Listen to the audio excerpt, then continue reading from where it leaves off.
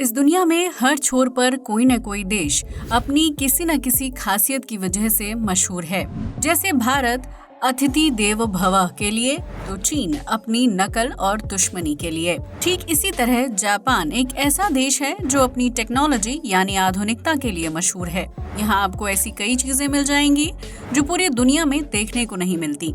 Japan के लोग अपने काम के प्रति बहुत ही मेहनती और प्रयोग करने वाले होते हैं, इसलिए वहाँ साल भर में दुनिया के सबसे ज्यादा आविष्कार किए जाते हैं। आज हम आपको ऐसे ही मजेदार इन्वेंशंस के बारे में बताने जा रहे हैं जो सिर्फ जापान में ही देखने को मिलते हैं। इनको देखने के बाद आपको एहसास होगा कि यहाँ के लोग कितने आधुनिक और बुद्धिमान हैं। तो देर किस बात की, आइए शुरू करते हैं ये interesting video. Science fiction door. अगर जापान को टेक्नोपान देश कहा जाए तो कुछ गलत नहीं होगा, क्योंकि यहाँ हर चीज टेक्नोलॉजी के हिसाब से तैयार की जाती है। जैसे कि ये साइंस फिक्शन डोर, जिसे स्काईफाई डोर के नाम से जाना जाता है, ये दरवाजा सेंसर की मदद से काम करता है और उतना ही खुलता है जितना व्यक्ति का शेप और आकार होता है। आज तक आपने सिर्फ सेंसर की मदद से खुलने वाले दरवाजे देखे होंगे, लेकिन जापान का ये साइंस फिक्शन डोर अपने आप में बेहद मजेदार टेक्नोलॉजी का एग्जाम्पल है। इस दरवाजे को बनाने का मकसद ये है कि किसी जगह को दरवाजे के लिए फालतू का स्पेस ना दिया जाए और कम जगह का इस्तेमाल करके ही अंदर या बाहर आया जा सके। वहीं साइंस फिक्शन डोर की खासियत है कि ये उन्हीं लोगों के लिए खुलता है जिनका नाम या आईडी इसके सिस्टम में ऐड किया गया हो, यानी कोई अनजान व्यक्ति चाहकर भी इस दरवाजे को पार नहीं कर सकता। ये एक तरह से ऑफिस और बैंक में सुरक्षा के लिहाज से इस्तेमाल किया जाता है। वहीं इस दरवाजे की वजह से अंदर मक्खी, मच्छर, कीड़े और धूल मिट्टी भी नहीं घुस पाती है। Home dry cleaner machine. Washing machine एक ऐसा आधुनिक उपकरण है जिसके इस्तेमाल से कपड़े धोने की समस्या दूर हो जाती है। ऑटोमेटिक तरीके से चलने वाली वॉशिंग मशीन में ना तो कपड़ों को रगड़ना पड़ता है और ना ही उनसे मैल निकालने की मेहनत लगती है। हालांकि इस मशीन के इस्तेमाल से पानी काफी ज्यादा खर्च होता है, जो सूखे की मार झेलने वाले देशों के लिए काफी नुकसानदायक साबित हो सकता है।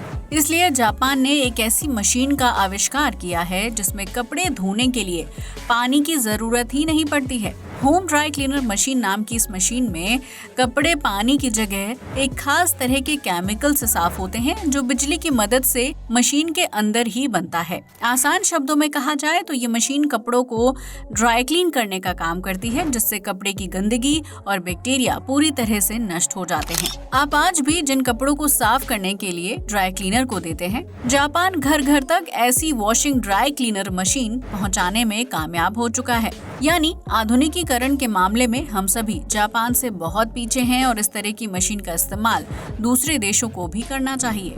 Turning train seats. बस या ट्रेन में सफर करने के दौरान कई लोगों को उल्टी और जी मचलाने जैसी समस्या होने लगती है, जो अपने साथ दूसरे यात्रियों को भी काफी परेशान करने वाली बात होती है। ऐसे में जापान की मेट्रो में सफर करना किसी चुनौती से कम नहीं, क्योंकि वहाँ भी जनसंख्या काफी ज्यादा है। ऐसे में किसी को भीड़ में घबराहट और उल्टी की समस्या होने लगे तो सफर का मजा खराब हो जाता है। इसलिए इस समस्या से निपटने के लिए जापान के टेक्निकल इंजीनियर्स ने टर्निंग ट्रेन सीट्स का आविष्कार किया है, जो जापान की बुलेट ट्रेन यानी शिनकानसेन में लगाई गई है। अगर किसी व्यक्ति को सफर के दौरान उल्टी या चक्कर आते हैं तो वो अपनी सीट को किसी भी दिशा में घुमाकर बैठ सकता है, ताकि विपरीत दिशा में ट्रेन चलने का उसके दिमाग और हेल्थ पर असर ना पड़े। इस तरह की सीट शायद ही किसी दूसरे देश के ट्रेनों में देखने को मिलेगी, लेकिन जापान तो बाकायदा इन सीट्स का इस्तेमाल कर रहा है। इसके अलावा अगर आप बड़े फ्रेंड सर्कल या फैमिली के साथ घूमने निकले हैं तो भी आप टर्निंग ट्रेन सीट्स किसी भी दिशा में घुमाकर सफर का आनंद उठा सकते हैं और आपको उल्टी भी नहीं होगी। Toilet sink. जैसे जैसे हमारा जीवन आधुनिक होता जा रहा है, वैसे वैसे हम सुविधाजनक चीजों का इस्तेमाल भी करने लगे हैं। उन्हीं चीजों में से एक है वेस्टर्न टॉयलेट। आज भारत के ज्यादातर घरों में वेस्टर्न टॉयलेट का इस्तेमाल किया जाता है, लेकिन इसके साथ ही बहुत ज्यादा मात्रा में पानी की बर्बादी भी होती है। किसी देश ने इस विषय पर ध्यान दिया हो या ना दिया हो, लेकिन जापान के लोगों ने पानी की बर्बादी को दूर करने का उपाय खोज निकाला है, और जिसका नाम है टॉयलेट सिंक। इस आविष्कार के जरिए हर टॉयलेट फ्लश के साथ पानी की बर्बादी को रोका जा सकता है। दरअसल टॉयलेट सिंक में ऊपर की तरफ एक वॉश बेसिन बना होता है, जिसमें हाथ धोने के लिए इस्तेमाल होने वाला पानी फ्लश बॉक्स में चला जाता है। इसके बाद उस पानी को टॉयलेट के लिए इस्तेमाल किया जाता है। इस प्रक्रिया की वजह से एक बार वेस्ट किया गया पानी 2 बार इस्तेमाल हो जाता है।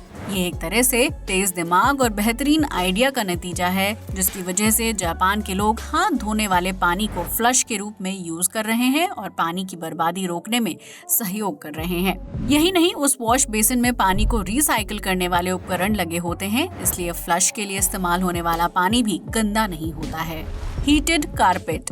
ठंड के मौसम में नंगे पैर फर्श पर कदम रखना बर्फ पर चलने जैसा महसूस होता है, जबकि भारत के कई शहरों में ठंड काफी सामान्य लगती है।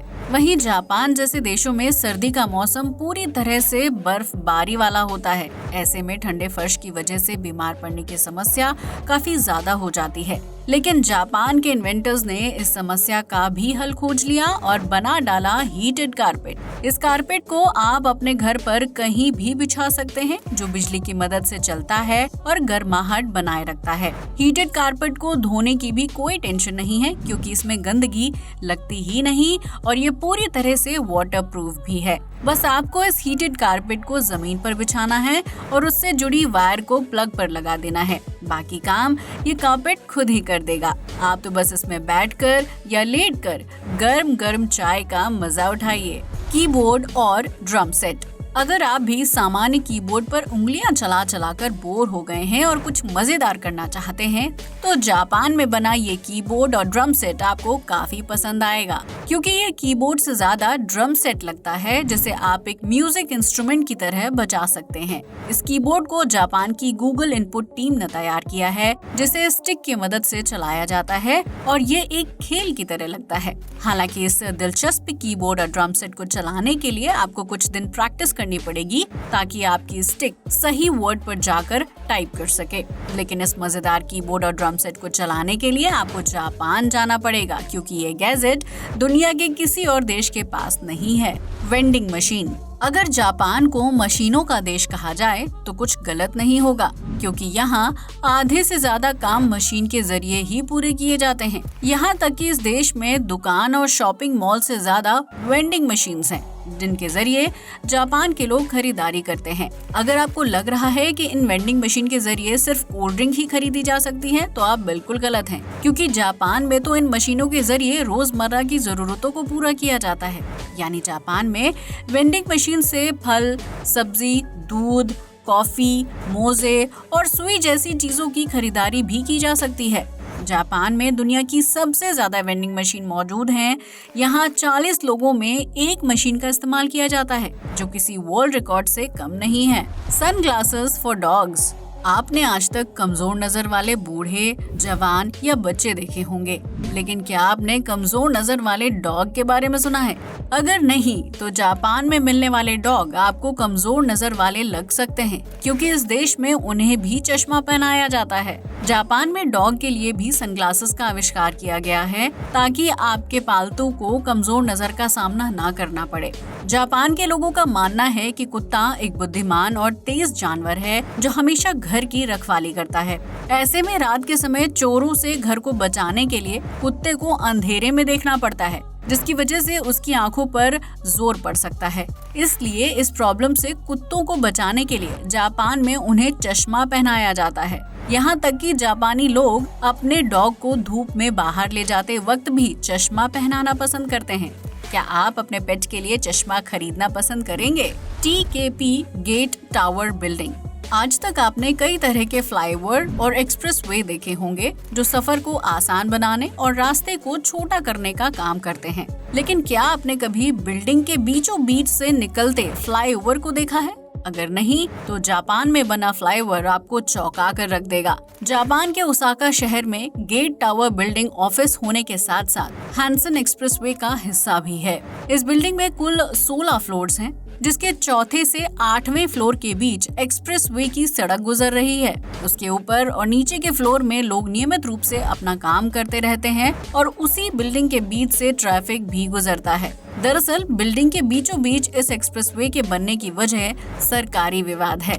लेकिन इस तरह के वंडरफुल एक्सप्रेस का कंस्ट्रक्शन करने के लिए जापान के इंजीनियर्स की काफी तारीफ की जाती है, क्योंकि इस तरह का एक्सप्रेसवे आज तक किसी भी देश में नहीं बन पाया है। तो फ्रेंड्स, ये थे जापान से जुड़े कुछ अमेजिंग इन्वेंशंस जिन्हें दूसरे देशों में देखना या इस्तेमाल करना नामुमकिन है, क्योंकि इस तरह के गैजेट सिर्फ जापान में ही देखने और इस्तेमाल करने को मिलते हैं। आज के लिए बस इतना ही। वीडियो अच्छा लगा हो तो इसे लाइक और शेयर करें, साथ ही हमारे चैनल को भी सब्सक्राइब करें। जय हिंद दोस्तों।